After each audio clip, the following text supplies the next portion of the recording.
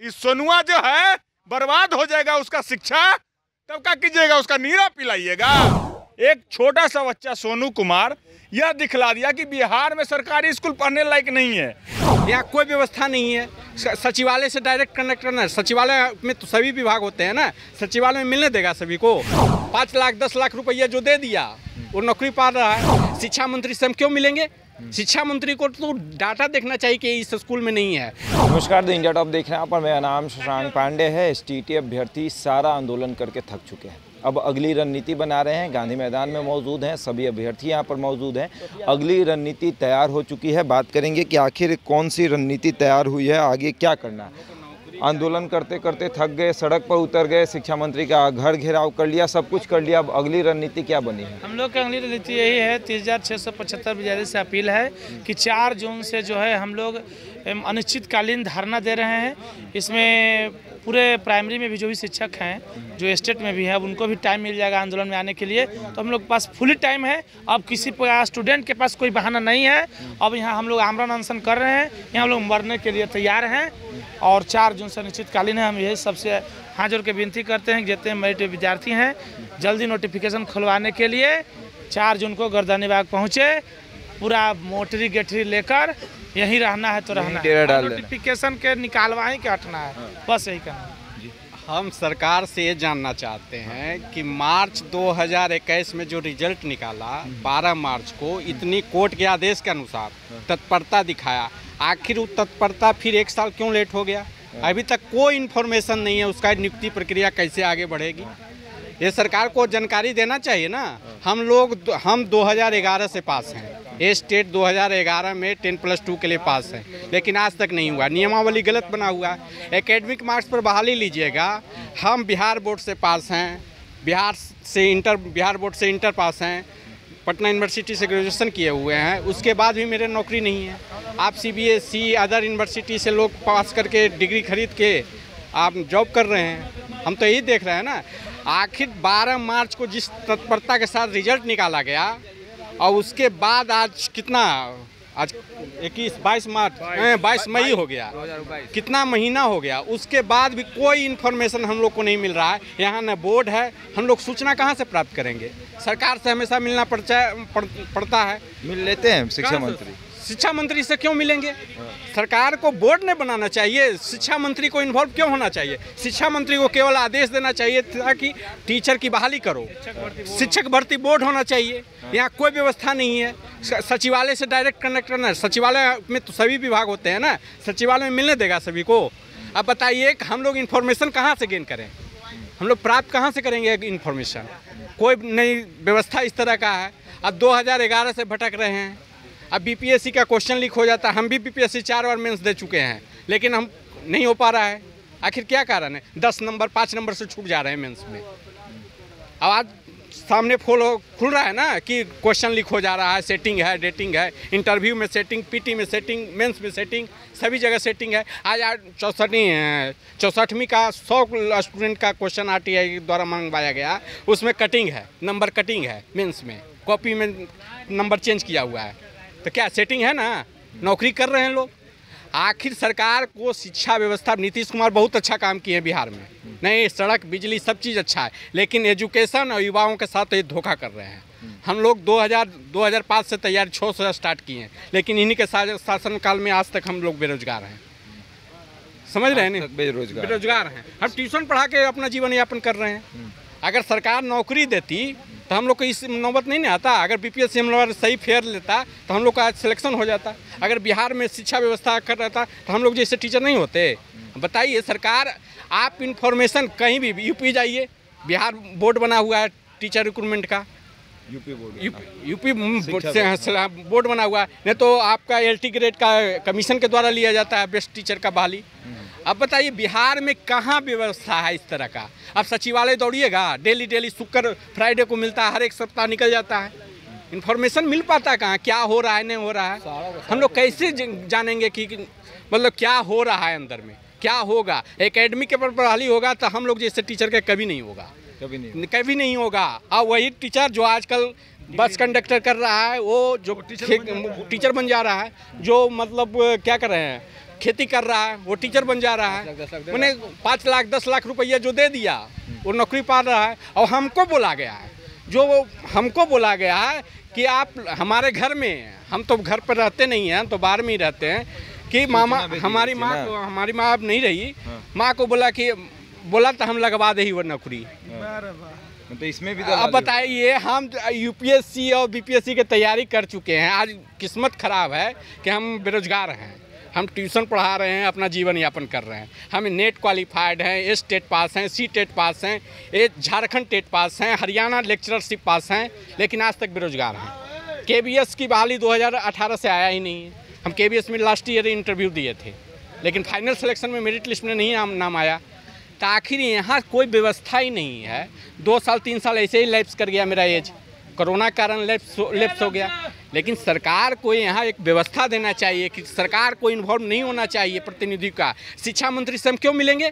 शिक्षा मंत्री को तो डाटा देखना चाहिए कि इस स्कूल में नहीं है। आप आदेश दीजिए कि रिक्रूटमेंट किया जाए।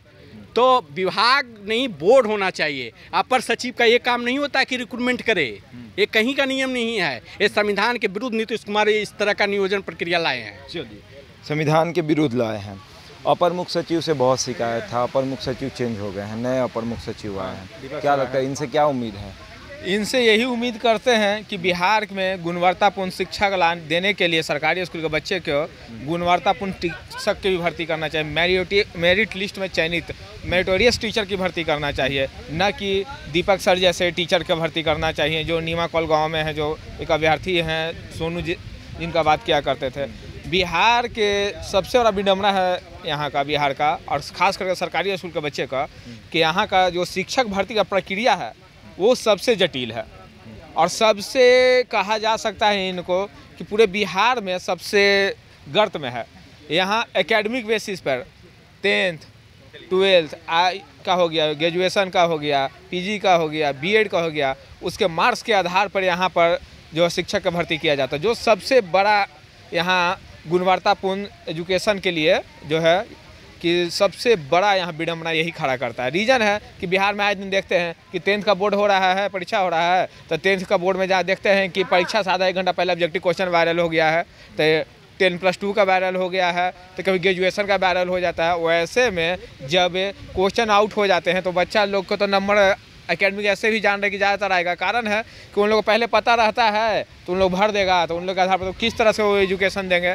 नंबर डिग्री दिखाओगे, नौकरी पाओगे, तो इसमें क्या होगा। हम लोग ऐसे अभ्यर्थी थे कि जो सरकार ने इस सबको बड़ी अच्छा से जाना था, इस बार की जान रहा है, उसके बावजूद इस बार स्टेट 19 का जो है बहाली लेने के लिए शिक्षक का ये फॉर्म निकलवाए थे। उससे बेजाबते विज्ञापन में एकदम चयन की प्रक्रिया का सुनहरे अच्छा और एकदम देखा जाए एकदम फर्स्ट पेज में एकदम वर्णित किया गया था कि किस प्रक्रिया से हम शिक्षक की भर्ती करेंगे। उसमें सभी लगभग हाँ नहीं वो नहीं, उसमें लगभग 15 सब्जेक्ट विषय थे, जिस विषय में कितना है जो शिक्षक की आवश्यकता है वो सब निकाला गया था। और उसमें चयन की प्रक्रिया ये निकाला गया था कि एग्जामिनेशन में कि जो अपर प्राप्तांक ज़्यादा नंबर है, अपर से लेकर नीचे तक के जो हाईएस्ट में स्कोर करेगा उसके अनुसार कैटेगरी वाइज जो है मेरिट लिस्ट तैयार किया जाएगा। और उस मेरिट लिस्ट तैयार करने के बाद 12 मार्च को है जो रिजल्ट जारी किया गया था, और उसके बाद 21 जून को मेरिट लिस्ट बनाया गया था। उसमें जो मिनिमम क्वालिफाई प्रक्रिया था, सबसे पास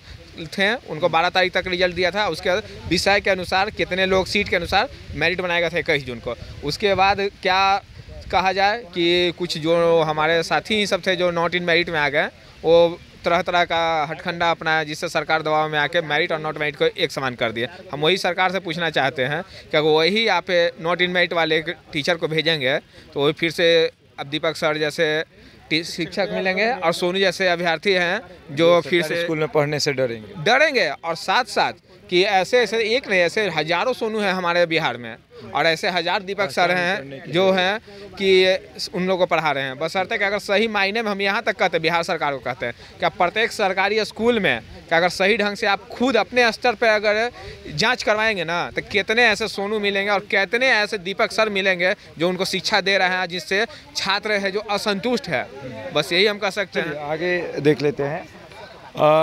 आप तो पूरा एकदम अभी देख रहे थे कि पूरा बता रहे थे कि किस तरीके से बहाली होनी चाहिए, क्या होनी चाहिए। अच्छा एक बात बताइए, इतना आंदोलन करने के बाद भी आप लोग लगातार आंदोलन कर रहे हैं और कई बार शिक्षा मंत्री का आवास आप लोगों ने घेरा, आपके एक सहयोगी हैं अनिल, उन्होंने आत्मदाह करने की कोशिश की, मुख्यमंत्री का आवास घेरा, मुख्यमंत्री सचिवालय गए, कई बार जनता दरबार जाने की कोशिश की। इतना सब कुछ करने के बाद अब क्या आगे का स्टेप होगा? हम लोग की जो कोर कमेटी की सदस्य की आज मीटिंग हुई है, उसमें 4 जून की डेट रखी गई है कि 4 जून से गर्दनी बाग में आमरण अनशन होगा, भूख हड़ताल होगा। वहीं पे हम लोग प्राण त्याग करेंगे, क्योंकि यह बाहरी सरकार है, यह सुन नहीं रही है। इनको शिक्षक नहीं चाहिए, योग्य शिक्षक नहीं चाहिए, इनको शिक्षक अयोग्य चाहिए। आज एक बहाली प्रक्रिया के कारण पूरे बिहार की जो शान है वह नीतीश कुमार जी लेके चले गए, धूमिल कर दिए। एक छोटा सा बच्चा सोनू कुमार यह दिखला दिया कि बिहार में सरकारी स्कूल पढ़ने लायक नहीं है। क्यों? चयन की प्रक्रिया के कारण गलत तरीके से चयन कर रहे हैं। हम लोग को जो परीक्षा लिया गया था, स्टेट मेरिट में आए हम लोग और 3 साल से बैठे हुए हैं। हम लोग ऐसे स्टूडेंट हैं कि कहीं भी बेस्ट से बेस्ट पढ़ा सकते हैं, और अभी क्या नॉट मेरिट वाले को 1 कर दिए और कह रहे हैं कि वही 50,000 फिर दीपक कुमार घुस आएंगे। उनको कोई फर्क नहीं पड़ता है। जो नियमावली है उसको सुधार कीजिए। अब विज्ञापन जिस तरीके से निकला था स्टेट मेरिट का, उस पर बहाली कीजिए कि हम मेरिट वाले को लेंगे। अरे उसको आप मंत्री बना दीजिए, नॉट मेरिट वाले को मुख्यमंत्री बना दीजिए, लेकिन टीचर मत बनाइए। 1 पुस्त नहीं 4 पुस्त खा जाएगा, क्योंकि वो जो टीचर बनेगा 4 पुस्त बर्बाद कर देगा। नॉट मेरिट वाला उसको खुद नहीं पता है कि हम क्या पढ़ाएंगे, तो क्या पढ़ाएंगे वो। इसलिए हमको सरकार से यही हम कहते हैं, निवेदन करते हैं और अल्टीमेटम भी देते हैं कि 4 जून से पहले आप अपना निर्णय दीजिए कि स्टेट मेरिट वाले को बहाली कीजिए, नहीं तो ऐसे बदनामी तो हो ही रहा है। हम लोग प्राण त्याग देंगे, तब क्या होगा आप देख लीजिएगा। आपको पूरे 10 साल से देख रहे हैं, 5 साल से देख रहे हैं कि दारू का मुद्दा, एगो दारू पकड़ाया तुरंत नीतीश बाबू बोल देते हैं कि जितने भी एसपी हैं सबको सस्पेंड किया जाएगा। और शिक्षक वाला मुद्दा पे काहे नहीं बोलते हैं जी? अब पढ़े लिखे नहीं हैं का? आपका भी डिग्री जाली है का जी? कहते हैं NIT से पढ़ल हैं, तो जब पढ़ल लिखल हैं तो शिक्षा पर बोलिए, चुप्पा क्यों है? नीरा खाली बेचवाने के लिए आपको लाया गया था? नहीं, यहाँ पे शिक्षक, बेहतर शिक्षक के लाने के लिए भी लाया गया था। नीरा बेचवाने के लिए ऑनलाइन टेंडर, राशन कार्ड के लिए ऑनलाइन टेंडर, अब मास्टर के बहाली ऑफलाइन का है, धांधलियाँ करने के लिए ना है। पूरे नियोजन निकाय में एक जगह फॉर्म भरवा दीजिए। समय क्या देता है? 1 दिन सब नियोजन निकाय में हम काउंसलिंग करवाएंगे, का है, धांधली करने के लिए ना। आप सेंट्रलाइज बहाली कीजिए, ऑनलाइन बहाली कीजिए, एक फॉर्म भरवाइए। शिक्षक लोग, हम लोग कर्जा लेके, सूद पे लेके, जमीन गिरवी रख के फॉर्म भरते हैं। कहाँ से लेंगे पैसा? आप जैसे तो मंत्री हैं नहीं कि स्कॉर्पियो फॉर्च्यूनर पर चलेंगे। एक बार बन गए, उठा रहे हैं, माल छाप रहे हैं। अरे हम लोग रात दिन पढ़ते हैं, समझे, रात दिन पढ़ के मेरिट में आए हैं। इसलिए आप सुनिए, नीरा बादों में बेचाएगा। इस सोनुआ जो है बर्बाद हो जाएगा, उसका शिक्षा तब क्या कीजिएगा? उसका नीरा पिलाइएगा। मुख्यमंत्री जी चुप्पी साध दिए हुए हैं, चुप्पी तोड़िए। अरे अब तो शर्म कीजिए। जो शिक्षा मंत्री जो बैठल है आपका, ये जो चोट टाइप का बोलता है, गोल गोल बोलता है कि होगा ना। अभी 6ठा चरण चल रहा है, 7वां चरण। हम लोग को 7वां चरण से मतलब नहीं था। विज्ञापन में लिखी हुई थी, हाईकोर्ट तुरंत बोली थी कि शिक्षक को तुरंत बहाली कीजिए। हाई स्कूल में शिक्षक नहीं है। कल की रिपोर्ट है, हिंदुस्तान में छपा था, एक शिक्षक पे 500 विद्यार्थी है हाई स्कूल में। पेपर न पढ़ते हैं का जी? खाली दारूए वाला पेपर पढ़ते हैं। कहते हैं कि हम, ऐसा कोई खबर नहीं जो मुझसे छूट जाए। अच्छा, तो दारू वाला ही खाली पढ़ते हैं, शिक्षक वाला नहीं पढ़ते हैं। शिक्षक की क्या कमी है, स्कूल में क्या दिक्कत है? शिक्षक बहाल नहीं हो रहा है। 30,675 आदमी मेरिट में आया, तो इसको क्या अपराध किया मेरिट में आके? बता दीजिए। ओपन मंच पे चैलेंज देते हैं मुख्यमंत्री जी कि बता दीजिए क्या अपराध किया मेरिट में आके। नॉट मेरिट में आते तब अपराध नहीं होता। अरे हम लोग योग्य शिक्षक हैं और तुरंत आपको इस पे एक्शन लेना चाहिए कि मेरिट वाले को जल्द से जल्द बहाल कीजिए, नोट मेरिट को आप बना दीजिए विधायक मंत्री, हमको कोई फर्क नहीं पड़ता है।